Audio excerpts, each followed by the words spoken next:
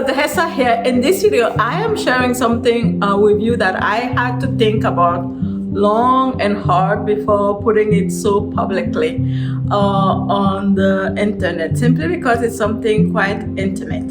And the reason why I finally decided to record this video is because it might just help somebody, right? And the title of this video is How I Escaped a Hysterectomy.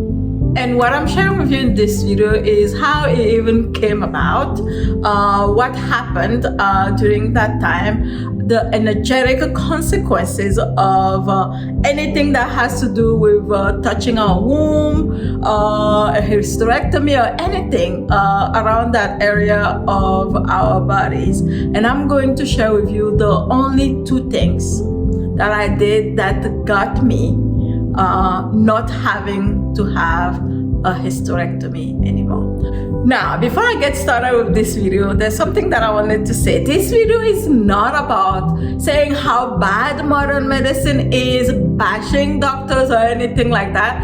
I have had my fair share of amazing doctors in my lifetime, and this is one thing that I totally believe 100%. There's always a positive to everything, and there's always a negative to everything in life.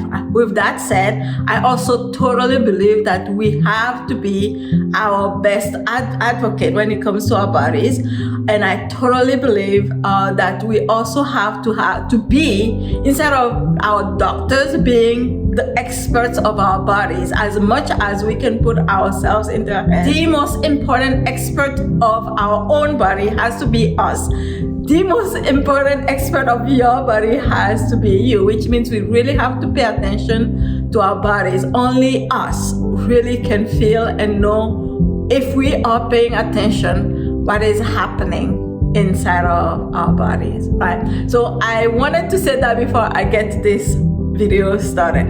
And in addition to all of that, I must add that I am not claiming to be a doctor. I am not claiming to be giving you any medical advice.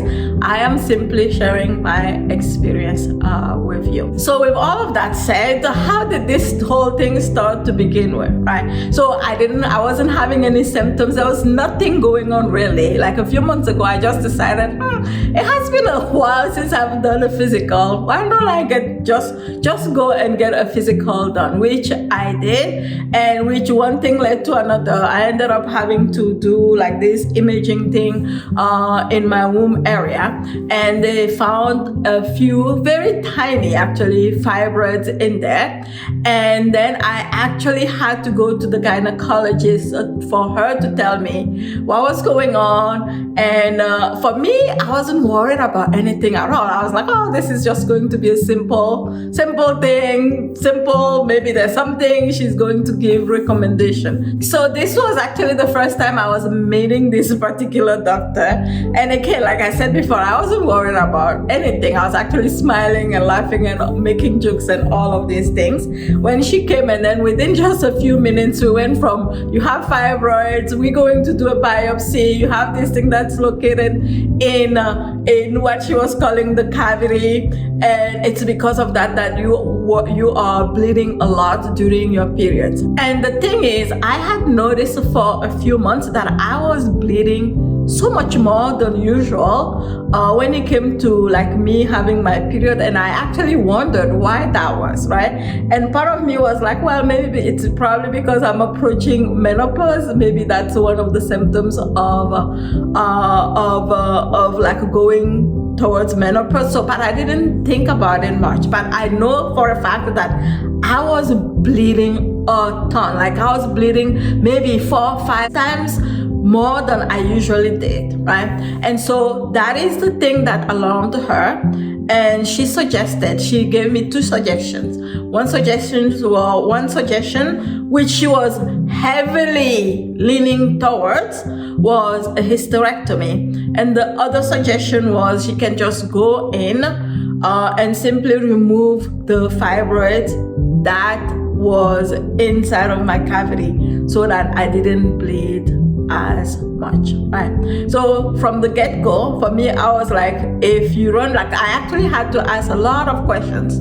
I asked the question about what happens if she only removes the one fibroid which was in the cavity. What happens if she she does a hysterectomy? What happens if I decide to do nothing, right? So I asked all these questions. Needless to say, like, literally, like, if you are in the same call, like in the same meeting, within like 10 minutes, you go from, well, you have this, and biopsy, we're going to do a biopsy, like on the same, it wasn't even like come back another day. If you're watching this, maybe you've actually been through this yourself, but to me it was kind of like, it was shocking to my whole system, right? But I still asked questions, but like a part of me actually already knew that a hysterectomy will be a last resort. Like, I'm not against anything. Like, I'm lucky in my life, in general, I'm not heavily against anything, right? Because everything can be figured out. But I also know I very much know the consequences of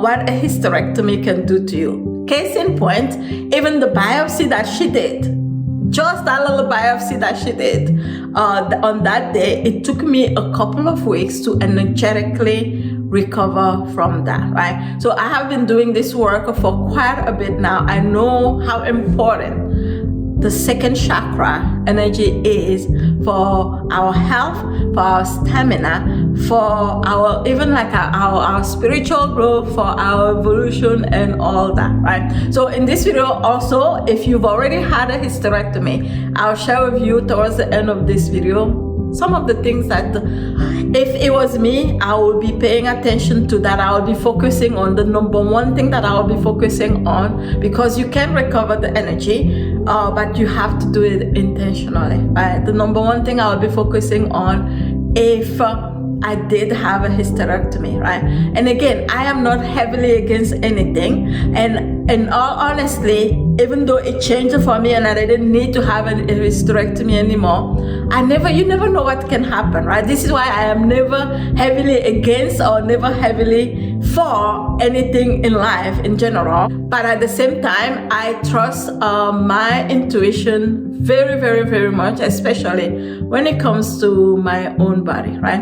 And so I actually left the office after that, and she got the results of the biopsy. Everything was okay, like everything was benign. And then that's when they called to set up the appointment. So like first they called to ask me what I was choosing, and I said definitely not a hysterectomy. There was quite a disappointment there somehow. I feel like we are, again, this is just my humble opinion, I feel like, even though I'm not heavily against it, because I know how important that area is for us as a human being, as women, sometimes we may be too hasty in cutting that part of that part out, right? For one reason or another. Anyways, so I was like, okay, if I have to choose one thing, right? And remember, I was still kind of like under shock, right? In some ways. But at the same time, I knew that I've been doing this work, right? So what I ended up doing was, I said to them, because this is what I said to myself, I am going to give myself a few months to figure this out energetically, because I've been doing this work for quite a while now, and I have witnessed quite a few of my clients who will then come back to me and be like, oh my God, Dihessa, what is this thing, right? And initially when we start working together, this is not even something that we talk about, right? Because when we are working together, a lot of times clients come to me because of manifestation or because of business growth, how to utilize energy for those purposes, right? And then a very interesting side effect often will be a lot of things that were happening inside of their bodies will naturally heal, right? I've had a client, like two of my favorite stories around this. I've had a client who, when we first started, we were again focusing on manifestation with energy, and like at the time, she didn't even tell me this. She only told me this like after it happened, right? And she was doing, which like one thing that I'm going to share with you, like in this video. And what I didn't know, what I wasn't aware of at the time, was that she was actually scheduled for a surgery, right? She had a cyst, and she had her appointment and everything. And before her appointment, she had been practicing very, very diligently. And then she went to another appointment before her surgery, and they were looking and checking, and the cyst was gone, right? The cyst was gone, and the doctors were so shocked. They're like, we don't know what happened here, but we no longer need to do a surgery on you. This was years ago, and she has, to my knowledge, still has never had that surgery again, right? So that is one story. The other story is, again, one of my other favorite stories was like, and this was one of my very, very first clients who, like, again, when she came, it was all about manifestation with energy, and this was just a really happy side effect that she experienced. And what happened was, when we first started working together, we were focused on manifestation and with energy and all that, and she was getting results in that area. But she hadn't told me that, number one, she hadn't had her periods in months, probably close to a year.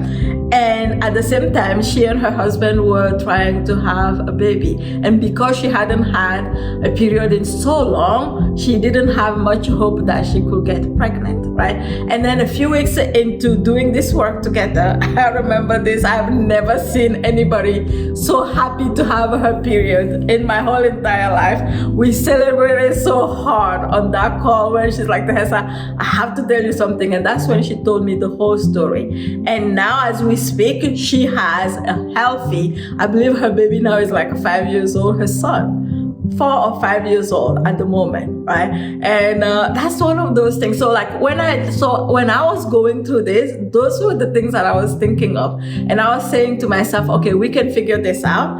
And I was also asking, like, intuitively, please show me the way, please help me. So in practicality and energy wise, I already knew what I was going to do to recover my energy. But at the same time, I was like asking intuitively, my true self, my higher self, please guide me, please show me, please show me, please show me the way, please show me the way. And the other thing that I absolutely also love doing, especially recently, more and more recently, is literally just talk to my body and listen. Not only just listen to my body, but talk to my body and say to my body, what can I do for you? And like, I don't know what's been happening, but I have been developing more and more closer relationship with my body, and I have such gratitude, so much gratitude for my body, especially lately, for carrying me, for carrying my soul. And I think it's such a magnificent, it's such a miracle, right? Everything that our bodies do every day to keep us alive, right? And then I also realized that, I know it may sound crazy, but like, our bodies can talk to us. Like, I can literally say to my body, show me how, like, show me how to help you. Like, tell me how to help you, right? And then I'm open to receive messages from anywhere. So long story short, I already knew energetically, because I've been doing this work, I've been practicing when it comes to energy for quite a bit now. So I know in practicality what to do. So I just had to become more diligent with those things, which I'm going to share some of it with you in this video, right? But when I asked, one of the things that I didn't know at the time, and I'm going to share that video, I literally encountered a video by this lady called the Glucose Goddess, right? The Glucose Goddess. It's very likely you already know who she is, right? And I'm going to share the particular video that I saw that was so eye-opening for me, and I was like, holy moly, this makes so much sense, right? She talks about how sugar or insulin in our body, again, I am not a doctor, I'm just simply sharing with you how I practiced it and how it changed my body, right? This is one of the things that I started doing. So I used to even have like fruit right? I like it really, it shifted my mind. Not that fruit is a bad thing or anything like that, but I used to have this like sugary stuff, like whether it's a fruit or porridge or anything with sugar, like, and I also used to have like green juice with sugar in it, meaning with apples and fruits and stuff like that inside of my body as the first thing that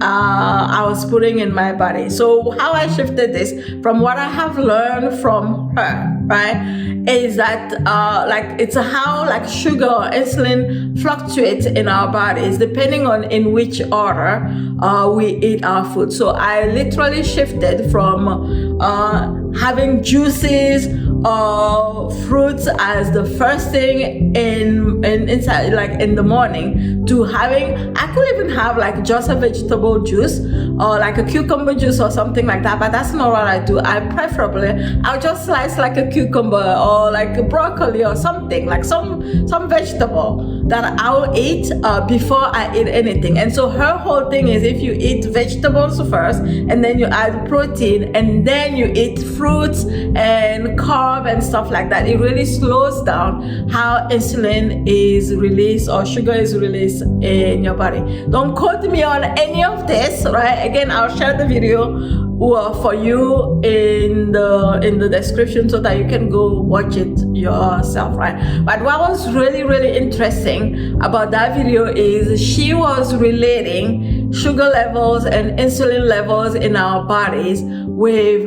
fibroids and with I think she called it PCOS. I'm not sure what all these things are. I can tell you about fibroids and all these womb things are in our bodies. And so I really started paying attention to in which order I ate food in my life, right? I personally, I'm kind of like I have a sweet tooth quite a bit, and so it didn't mean that I had to stop eating a little chocolate here or even fruits here and stuff like that. It just meant that before I ate all of that, I could like have vegetables and I can have protein and then eat a fruit or eat a vegetable. It changed everything. First of all, what I started noticing was I started feeling much better in my body. I started having even way more energy than ever before, right? Like that in combination with my energetic practice, I was like, oh my God, like I absolutely loved it. And then I started noticing how I was actually losing weight. So the second thing that I did that led to shocking results within just a month of doing this is something called belly button healing exercise, something that I have been doing for years. It's something that really helped me go from like the very first time I felt not anxious in my whole entire life was after I started doing this exercise, right? I'm not going to talk too much about the science behind this. It is all about gut health, and I'm not super shocked that it helps as well when it comes to even things like fibroids and cysts, because again, like it also has a lot to do with even like a hormone production in our gut area and also even in our brain and stuff like that. Again, I'm not going to go too deep into the science behind this. All I know is it works so powerfully, right? So how do you do belly button healing exercise? It is so simple, right? So how I often do it is I actually utilize this tool, right? You can even find it on Amazon, right? Just like search for belly button healing wand, belly button healing tool. If I do find the link, I can share with you in the description. Otherwise, just go, like if you search for it, you will probably not have problems using it. So if you don't have this tool, right, you can also utilize, it works as well. You can utilize something like a hairbrush, or you can utilize something like a remote control like this, and you can simply use it in here, right, in your belly button area, right? And so what I started doing is, this is a practice again, this is something that I've been doing for years and years and years in my life, but what I started to do is really be more diligent more diligent with it, right? And so I actually suspect that if I wasn't doing this exercise like throughout, I hadn't been doing this exercise throughout the years, that because I know that this is a history that we have, like females have in my family, I'm pretty sure that I would have had way fibroids and such in my wound. Anyways, so I started doing this. Literally, it's like in and out, right? You can do this for even like 10 minutes or 5 minutes, even if it's just 5 minutes, 10 minutes, right? You can do that. You can use this end or you can use the other end, whatever feels the most comfortable to you. And then once you do that, you can then simply, like what I love to do is to feel the energy in this area, right? And it is so easy and it's so simple to do, but it is yet so powerful at changing your energy in that area. And so within a month of changing my eating habits and doing this diligently, the shocking thing that happened was that for the first time in months, I then had my period and it was back to what it was before. And I was like, holy moly, how is this even possible? Right? At the same time, I was so shocked and so happy and so excited. And at the same time, I was like, wow, right? Surprised and not so surprised at the same time. Surprised and not so surprised at the same time. And needless to say, then the reason why we were going to do the hysterectomy to begin with was no longer a valid reason, right? The other question that I had even asked was, like, what happens? Because I am almost 49 years old. What happens after menopause when it comes to fibroids? And she clearly said to me, after menopause, fibroids no longer grow, they may even shrink. And I said, so what's the average age of a woman, like the average age of women going through menopause? And she said to me, the average age is 51 years old. And I'm like, you mean to tell me I am just within a couple of years of menopause, and that after that it will no longer be an issue, and you want me to do a hysterectomy? And I was like, no, that is not happening. All right. Again, I'm never too against anything or too much for something, but again, I know how important that place, that part of us is, and if it is like, if it's something that we can avoid, I'd rather take the other route. And I'm so happy to say that I don't even need to do the other mini surgery she was going to do on me, because I know for a fact that that also will have required me some time to recover from, right? Even energetically, right? So now, if you're watching this video and perhaps you may already have had a hysterectomy, if I was in your place, right, what would I do in your place? If we had to have had a hysterectomy, then if I was in your case, the number one thing I would do, the number one thing, like in my whole entire life, that I'll dedicate my time, my energy to, is recovering the energy in my second chakra, the energy, because that's like everything. Right? So when we don't have that, when that area of our life, our body is touched, of our energetic system is touched, you may be feeling things like tired a lot, you may be feeling things like not focused, you may be feeling things like even like isolated, feeling things like you really you feel this need of being like energetically fed, right? That's because like a major part of your energy has been taken out, right? And when you are depleted in your second chakra, a lot of the times you may find yourself needing to be fed, like literally energy by others. Instead of you being the one radiating energy to others, you almost become like, I need somebody to give me energy. I need others to give me. I need others to give me, right? And it can be a period where you may be even going through depression and all these things. It's literally energetic. It's literally a major part of your energetic system that has been touched, right? So if I were you, that would be like, if I was ever in that situation after the surgery, the number one thing that I will focus on, because again, like that is a thing, even though it's your own personal energy, it affects everything in life. It affects even like if you are like a coach, if you are in business, it affects everything. It affects how much even like how creative you can be in your work, how you are able or not able to hold space for others, how short-tempered you can be. Like it has everything to do with that. So that would be the number one thing that I'll pay attention to, is recover the energy in my second chakra. Some of the things that you can do to do that is,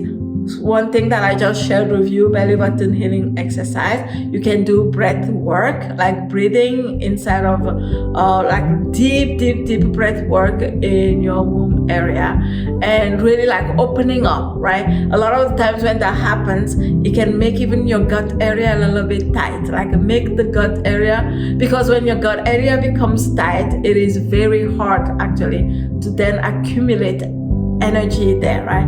You really will want to pay attention to that area, soften that area, and really focus on accumulating energy more and more so that you can recover your energy there, right? So that's what I wanted to share with you in this video. I feel like it's such an important topic, and again, I'm going to repeat, I am not too against or too for anything in life. I am not somebody that's saying that modern medicine is bad, blah blah blah, all these things, right?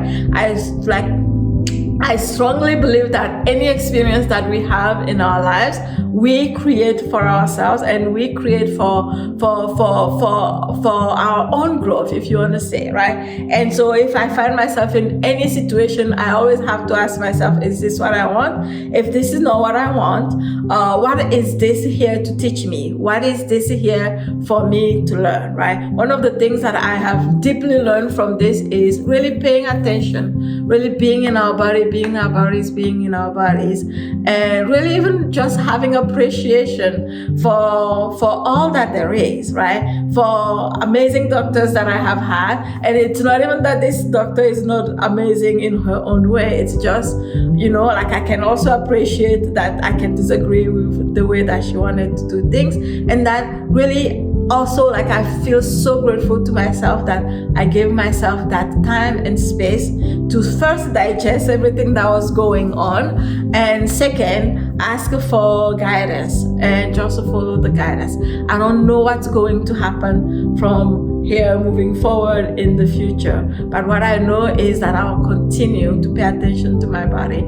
I'll continue to advocate for myself. I'll continue to aim for being the best expert for my own body. Like one other thing, like there's nothing wrong always like to ask for second opinions and stuff like that, right? But one thing that I really appreciate is this body. Like one thing that I really want to be paying attention to be listening to is this body, and to be asking it all the time, how can I help you? How can I help you?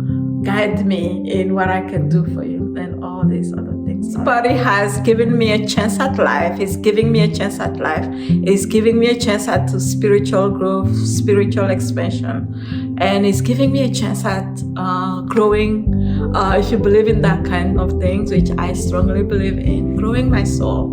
And I couldn't be more thankful. I really couldn't be more thankful. And so that's what I wanted to share with you in this video. If you've had your own experiences and are willing to share with me, with us here, please do so. It might just be helpful to either me or to others who are reading in the comments.